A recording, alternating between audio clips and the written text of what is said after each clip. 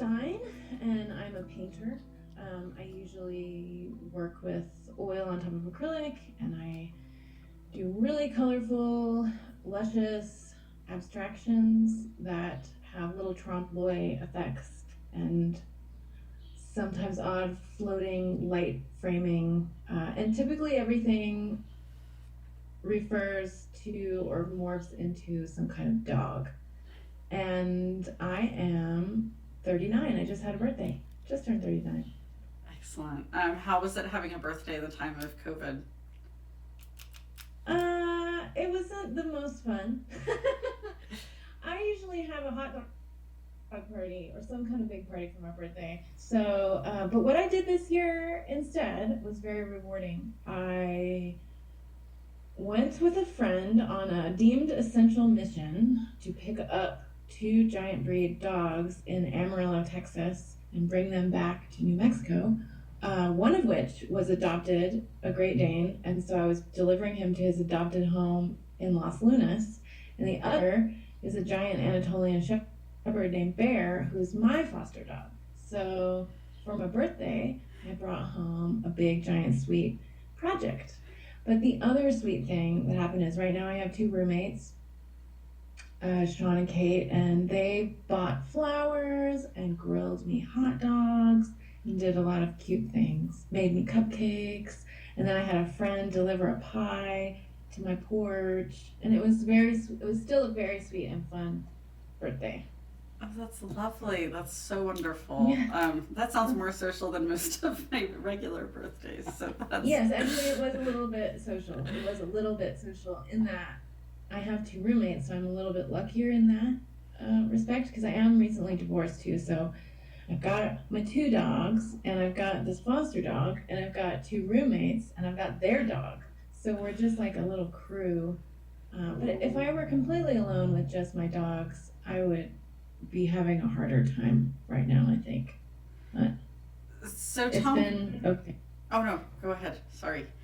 No, it's been okay. Yeah. So tell me about your experience with that. I'd like to kind of dig into that further too, because even leading up to this, there was, a life experience and some shifts. And then what about the pandemic and its unique qualities do you think are, I don't know, creating any other kind of shifts in your life? Well, this is kind of a big time for me because I'm on sabbatical. I just got tenure, and my sabbatical will be over this August.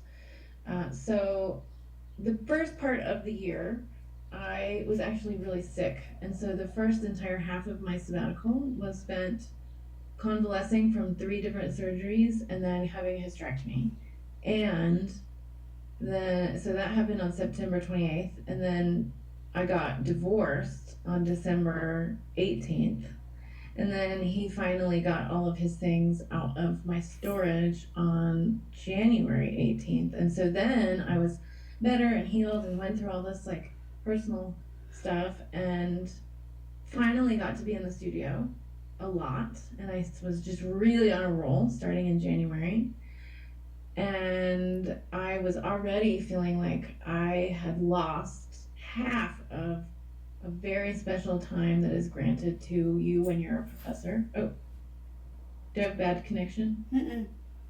Okay, it showed me that I had a bad. Anyway, so I felt like I had lost something that we only have the possibility of earning every 7 years. And so I was finally in the studio doing really great. And so I basically got 2 months in the studio, 2.5 months in the studio, which is like nothing. And I haven't been able to go to my studio, which typically would be a completely solitary thing anyway, right? A lot of artists are like, oh, I have all this time to make work, even if mentally they're not able to make work. I haven't been able to go to my studio because it's on campus. And so I was following the rules, and I am still following the rules, but I'm going to start breaking the rules this week so that I can get back to my studio.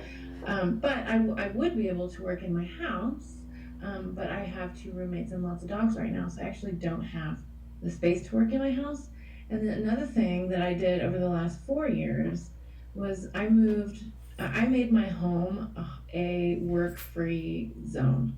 So I have an office that's not at home, and I have a studio that's not at home. And I have built my life so that I don't do any work here. And it was a very difficult uh, endeavor, but I completely made it work, and it saved my brain in so many ways. And so, and so to actually have to try to be doing all of my work here at home when I trained my brain and self and body to not work at home ever is extremely difficult, and it feels totally counter to the changes that I made in my life for that. And then I guess, so there's the frustration of not being able to work in the studio, and then there's the frustration of shifting work to home, various kinds of work to home. But generally being at home is okay for me because I made my home such a great haven, like a place of freedom and stuff, right? And I'm an avid gardener. So if anything, I'm not able to paint really well right now, even mentally, because I think I, like many people, are suffering from a low level underlying kind of stress disorder with what's going on. But gardening, that's always been my religion. So I have lots and lots of time to get into the garden. I always do straw bale vegetable gardens, and I also have raised beds, and I also have perennial flowers, and I feed the hummingbirds, and I do all kinds of things. So the other week I planted 3 vines, I planted a tree. So that has been, I guess, my saving, and always has been, a wonderful kind of saving grace for me to help through stresses, and also as a way to be a productive person, right? Like, I think that doing small things in your home to the place that you live, and living on the land that is closest to you, and nurturing plant life and pets like my dogs, and feeding the birds and the hummingbirds and cleaning the trash is really rewarding. And actually, even though it's small, I think it's really an effective and helpful thing for the world. If we all do a little bit of it, it's kind of a great thing. So that is what I have been doing. So it has affected me. I mean, I guess that my coping mechanisms in general, 2 of them I can't utilize, because that means being a studio not at home. Studio not at home means change of scenery, which means change of mind, which means I can get out of any kind of anxiety that I might have by completely changing the environment that I'm in. Can't do that right now. I've had to shift the anxiety into home, so it has affected my haven of home to some degree. But then, the gardening has been a counterbalance to that. Well, I think it's pretty amazing, like the timeliness of this, that at least for those of us here, that it made its way onto the scene in spring, when we are able to kind of put attention into gardening and things that we would be doing at this time of year otherwise. I think about if this were to have hit, even in the late days of November or December. It would be so troubling to me if it happened in the winter. And the fact that it did happen in the spring, I think, eases it a little bit for everyone, whether or not they know that. Because everyone gets a little Twitter-pated in the spring. Everyone gets a little, ready to be outside and watching the flowers bloom. I think, if anything, it might be really helping people to do some land nurturing and home nurturing. And, I think people who've never gardened before are starting for a multitude of reasons. It could be because they're afraid and they want to have food at home, or it could be because they have time and they need to be outside enjoying, what else are they going to do except for garden? It's for some people, the only kind of shopping that's open to them, or thing they can do, is grab stuff at Home Depot because that's an essential business, or go to your nursery, which for a minute there they were completely shut also, but right now you can go and get curbside plants and stuff, so you don't have to shop for your plants at a big box retailer. But yeah, I can't imagine having to deal with it in the winter. I already suffer from like some very basic, I think a lot of people do, just seasonal affective kind of mood shift. And it's because there's less light and it's not as warm, and we're stuck inside. So it would have been really hard, and it would have been even harder then because I was going through a divorce then. And to have been trapped in a home with that person for a long period of time would have been just terrible. So I'm very thankful that it didn't, and that it is in the spring.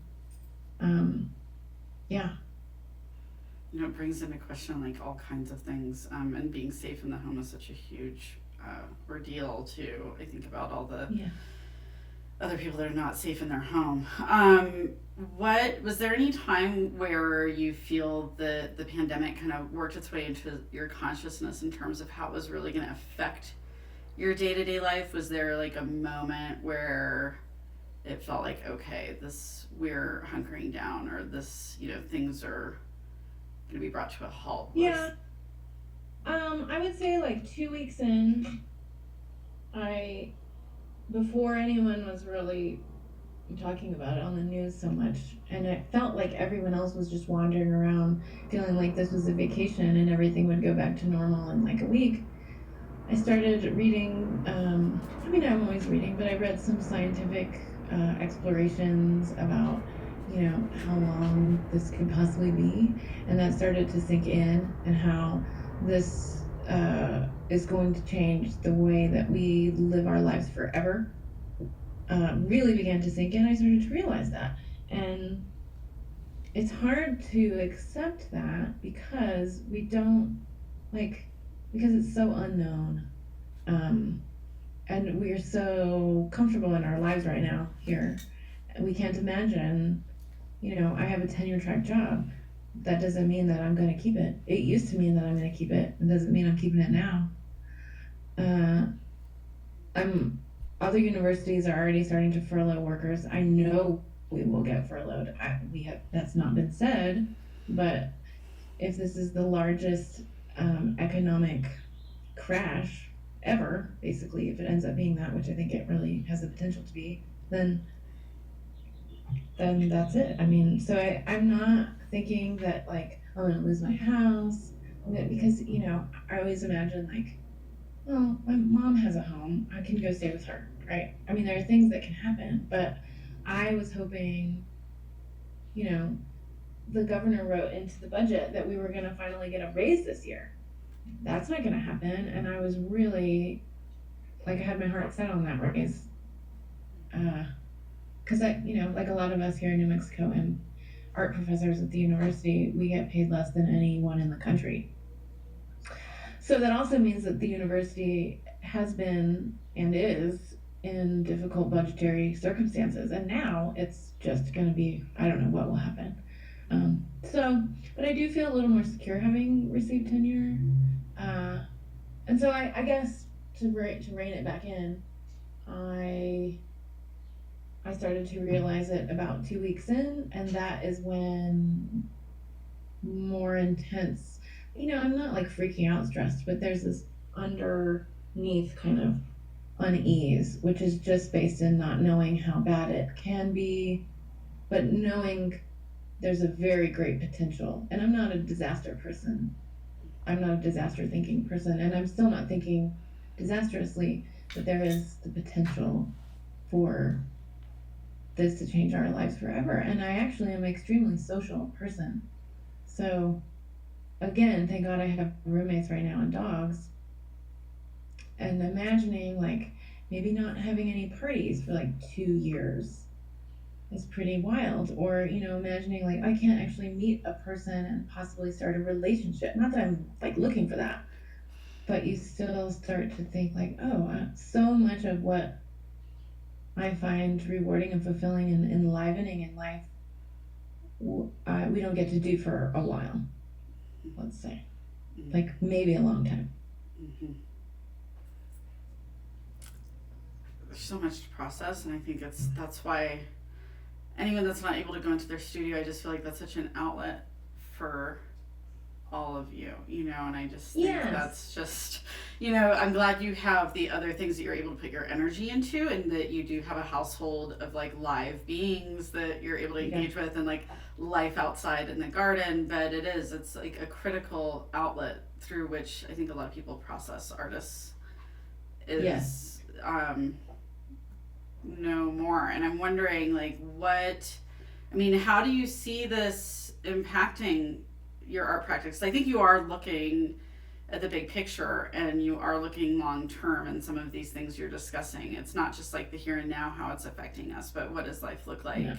a year from now, 2 years from now? So how do you see that impacting your art, your process, or how you work, or even thematically what you're exploring in your work? Well, thematically, my work, I can't. Well, I can never foresee what's going to happen, but my work is about the things that I do, um, that are love building. So that's what I'm doing anyway, right? My work is inspired by my dogs and gardening and joy. So if I'm not cultivating and doing that, then I won't be making paintings. So I can't imagine that the content is going to change very much. It might. I can't say that.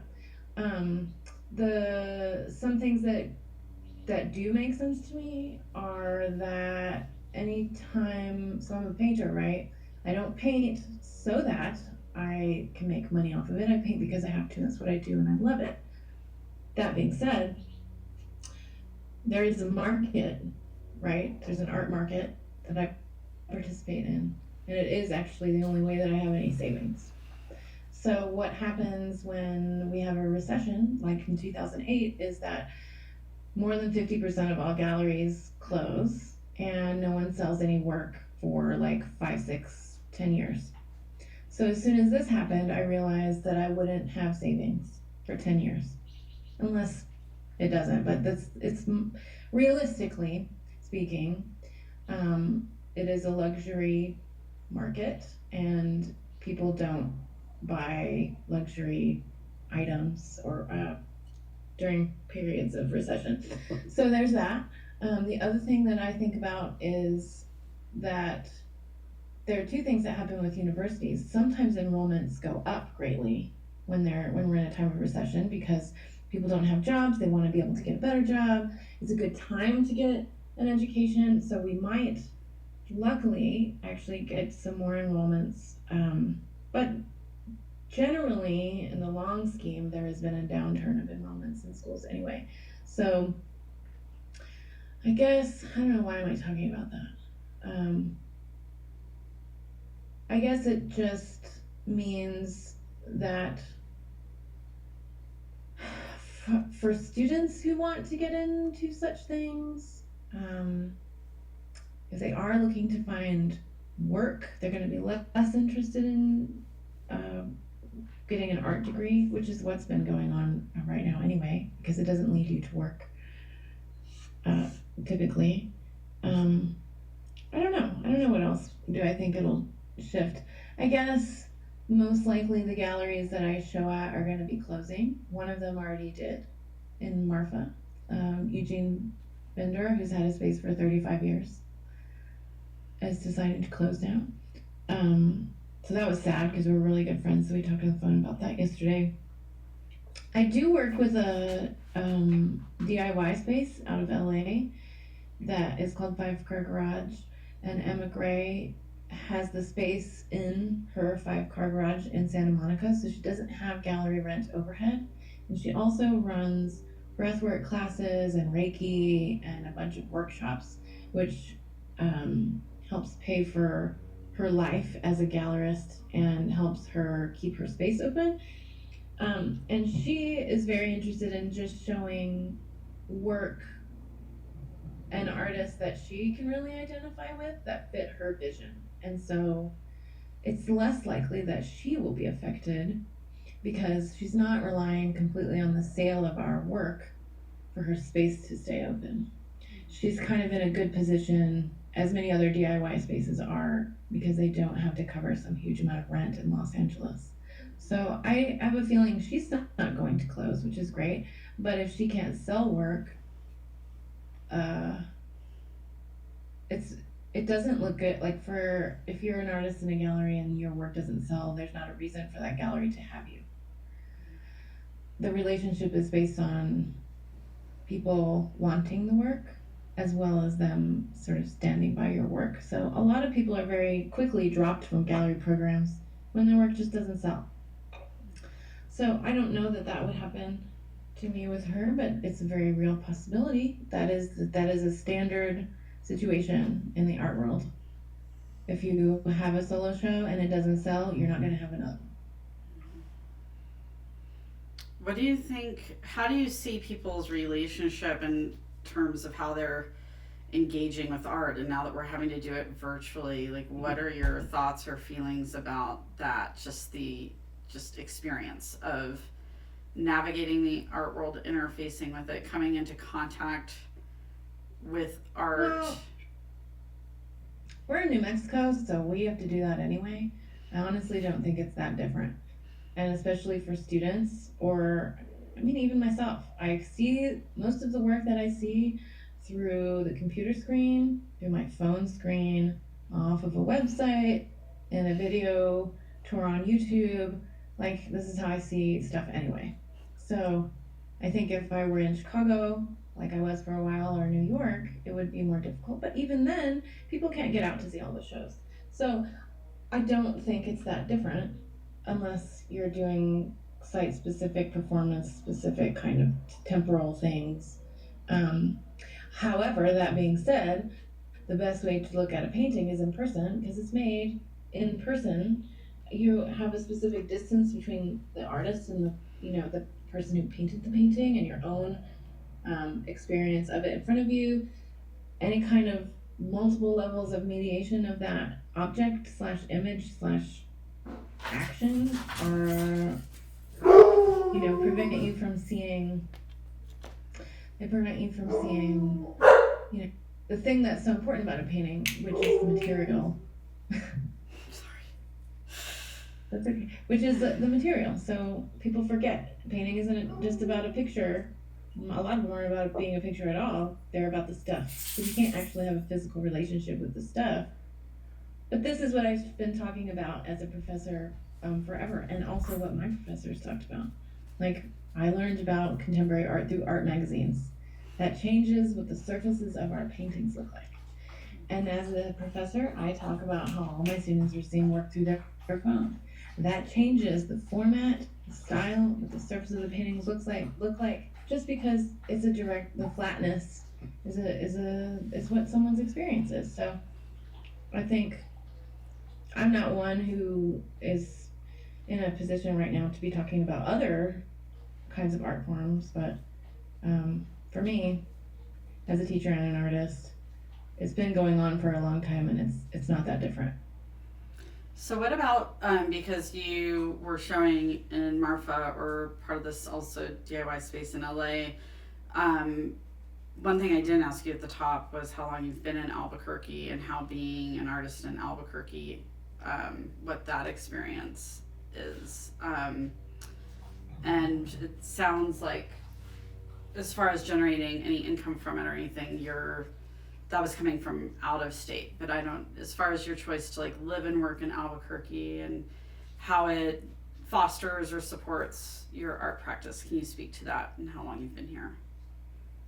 Well, I moved to Albuquerque in 2013 when I was offered my position at UNM as an assistant professor of painting and drawing, which I was extremely happy to get because I love New Mexico and I've wanted to live here basically for many years. I would say in general, New Mexico, whether or not there's truth in the actuality of living here and doing it, in this cachet that it has. So like being an artist, living and working in Kentucky, no. But being an artist living and working in New Mexico, it comes with this sort of magical thinking, right? Because we have a history of artists coming out here, settling in, being obsessed with the light. We've got the Taos moderns, we've got the transcendentalist painters, we've got like George O'Keeffe, but then we have the minimalists, we have Richard Huddle, we have Bruce Nauman and Susan Rothenberg, and so it has this draw, which has to do with like the light and the landscape and the openness and the freedom away from people to some degree, which you can have all those things in like rural Indiana or Kentucky to some degree, but you don't have access to, or you're not connected to that history of people kind of coming out here, or at least like Western white people coming out here to make work. So, in terms of like visiting other cities or having shows in other cities like LA or Chicago or Houston or New York or whatever, you are of interest to those communities because you're in New Mexico. You would not be of interest to those communities if you were in Idaho or even Colorado. It's New Mexico specific. And a lot of that is completely imaginary, which is fine. Whatever. I'm okay with that. At least imaginary, right, in someone else's mind. Like, oh, you're an artist in New Mexico. And the reality of it is that you're actually very cut off from those worlds, except for our wonderful international airport, which I love. You're actually really cut off from those worlds. And you have the ability, or I have the ability to go places, for sure. But yeah, I mean, I'm a professor here, so there's a lot, I am not just an artist, and I wouldn't have my job if I weren't a practicing artist, because UNM is a research university. That's my research. So I have to be actively showing, making, excelling, and or rising. My career has to be a rising career. It can't be a stagnating career.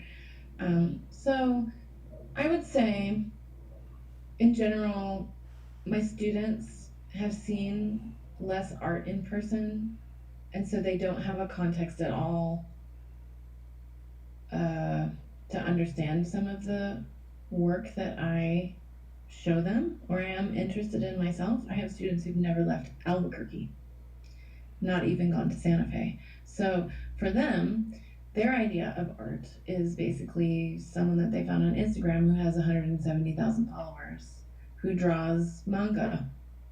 And so to like break through that limited idea of what art is without an infrastructure, there is an infrastructure, but it's a limited infrastructure, can be a little bit difficult. But again, like I was talking about before, just like, I mean, I grew up outside of Dallas. I didn't have access to art until I was in high school, and my thought was, oh, I'll be an illustrator because that's what you do, right? You don't know can you just be an artist? And then I went to summer school at the Art Institute in Chicago, and it blew my mind, and I realized I could actually be an artist. So I tried to bring whatever of that I can to my students so that they just know that there are lots of options out there. I'm not going to discourage someone from working in a really regional, or being interested in regional things, or provincial kind of things, but I am going to try to do as much mind expanding as possible. And so therein comes the Instagram and the cell phones and the magazines and the websites and the whatever. So again, it's not that different from, at least for me as a teacher here, as it would be if there was not a pandemic happening. Yeah, I guess. But I love it. I love it here. I wouldn't want to live somewhere else.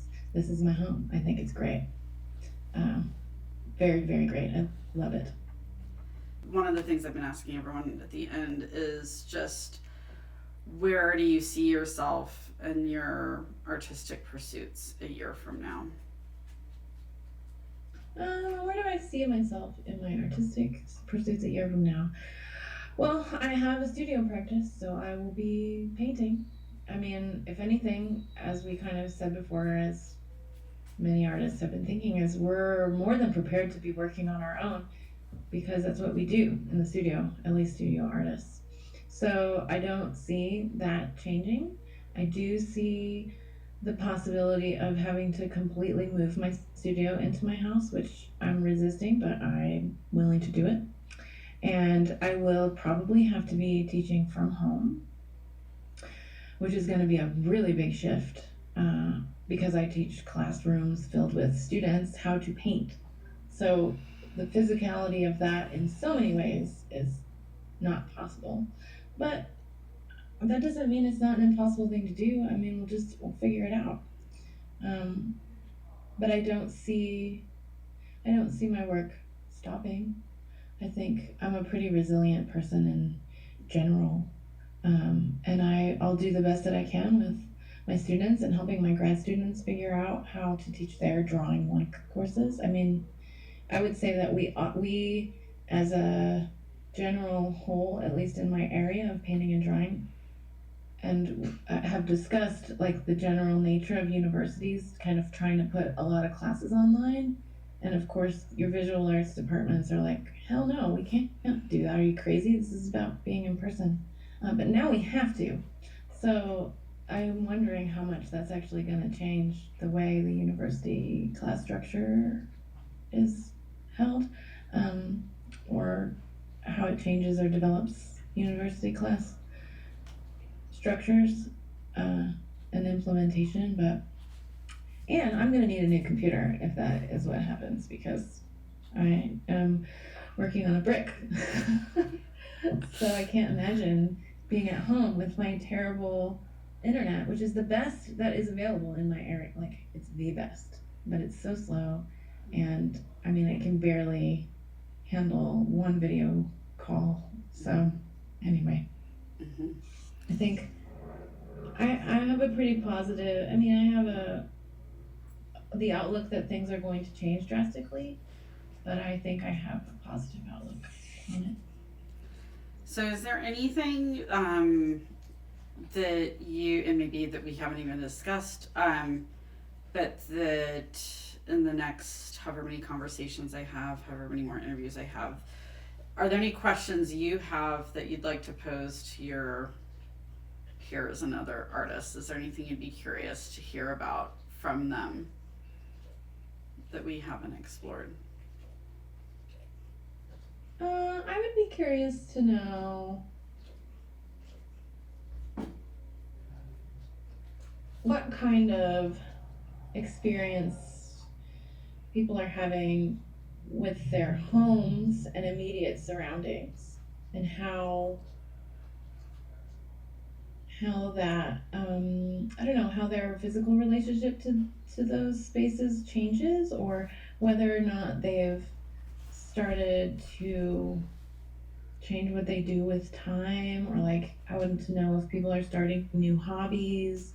I feel like everyone expects us to be, okay, let me rewrite. I don't feel like people understand that right now there is this low-lying stress that prevents us from being productive. So I think a lot of people are like thinking they need to be painting every day or making, or right, because they finally have this time to do it. No, you don't actually. You're getting by in this time of great stress. So what are the things that you can do to ease some of that stress? Maybe it will help you get back into the studio. Maybe you'll change the way that you work. Maybe you'll like directly address this through your work. I'm not going to do that, but I will be directly addressing this through the way that I live my life every day. For instance, my gardening, etc. So I want to know who's baking bread, and I want to know who's starting kombucha, and I want to know who's starting gardening for the first time. Or I actually used to run, and I couldn't run for many years before I had a bunch of surgeries and health issues. But now I can finally run again. So I'm now running, like, I've slowly ramped up, and I'm to 12 miles a week, and in 2 weeks I'll be 15 miles, and then maybe another month I'll be at 18 miles a week, and I'll keep going up, and it feels great. And it became part of my daily structure. Like, I'm an extremely structured person. So I want to know what's going on with people's daily structures.